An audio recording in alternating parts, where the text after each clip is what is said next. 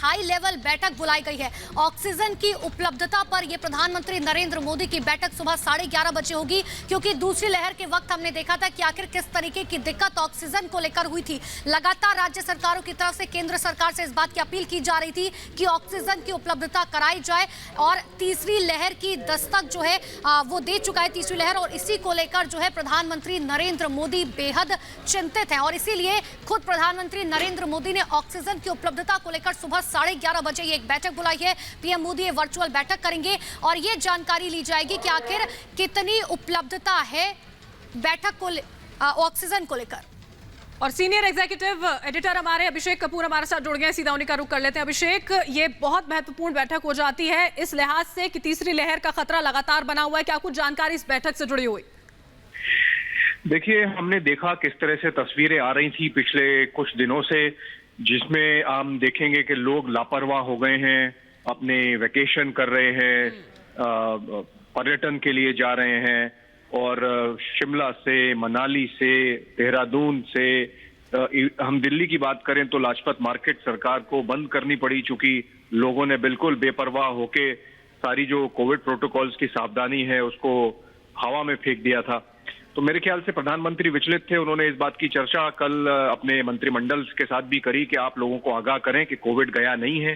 दुनिया भर में तीसरी वेव फिर से बढ़ती दिख रही है, म्यूटेशन हो रहा है, वायरस बदल रहा है, अपने पैतरे किस तरह से अपना फैलाव करे उसके लिए, और हमें सावधानी बिल्कुल छोड़नी नहीं है। तो उसकी ही प्रक्रिया में आज प्रधानमंत्री 11:30 बजे अपने आला अधिकारियों के साथ बैठकर ऑक्सीजन की मात्रा, सप्लाई, लॉजिस्टिक्स, उसका इंपोर्ट, उसको कहां से कहां पहुंचाना है, उसको स्टोरेज कहां करना है, हॉस्पिटल्स तक लास्ट माइल डिलीवरी कैसे होनी है, उस सबका एक गहन अध्ययन और चर्चा प्रधानमंत्री 11:30 बजे आज उसी कड़ी में करने वाले हैं। जी, बहुत बहुत शुक्रिया अभिषेक, इस तमाम जानकारी के साथ आप जुड़े हैं। तो जिस तरह से तस्वीरें देखने को मिली, जिस पर चिंता भी बाकायदा यहाँ जाहिर की गई थी प्रधानमंत्री की ओर से, अब इसके बाद बैठक यहाँ पर होने जा रही है। और देखिए, एक रिपोर्ट इससे जुड़ी हुई भी आपको दिखाते हैं।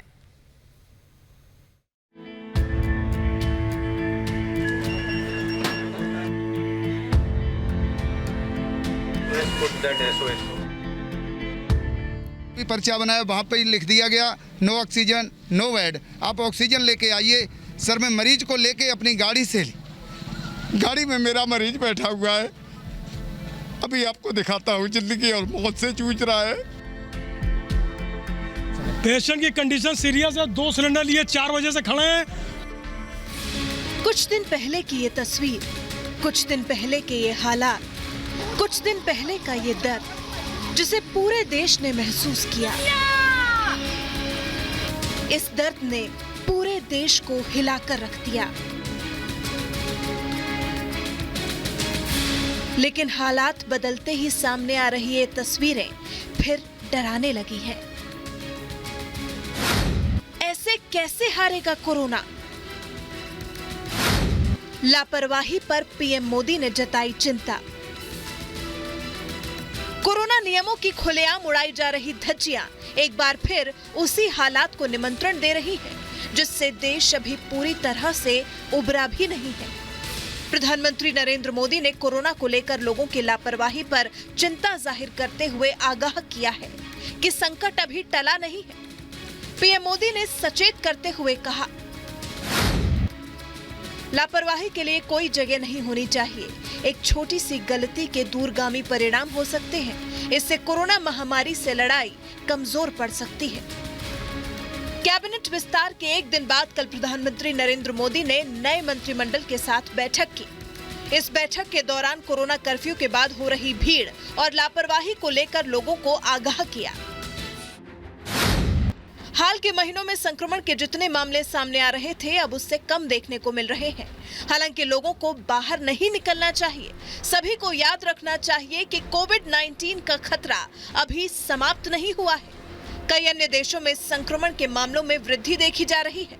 वायरस में उत्परिवर्तन भी हो रहा है। डॉक्टर्स और वैज्ञानिक पहले ही आगाह कर चुके हैं कि अगर कोरोना नियमों की अनदेखी की गई तो तीसरी लहर की भयावहता को रोक पाना मुश्किल होगा। तो हमें ये सोचना चाहिए कि हमें ऐसे सिचुएशन क्रिएट करनी है कि आगे इतने ज़्यादा केसेस ना बढ़ें, चाहे कोविड अप्रोप्रिएट बिहेवियर हो। कोरोना केस में लगातार आ रही कमी से एक उम्मीद जरूर जगी है, लेकिन कोरोना नियमों की अनदेखी उम्मीद पर पानी फेर सकती है। Bureau report, Republic Bharat.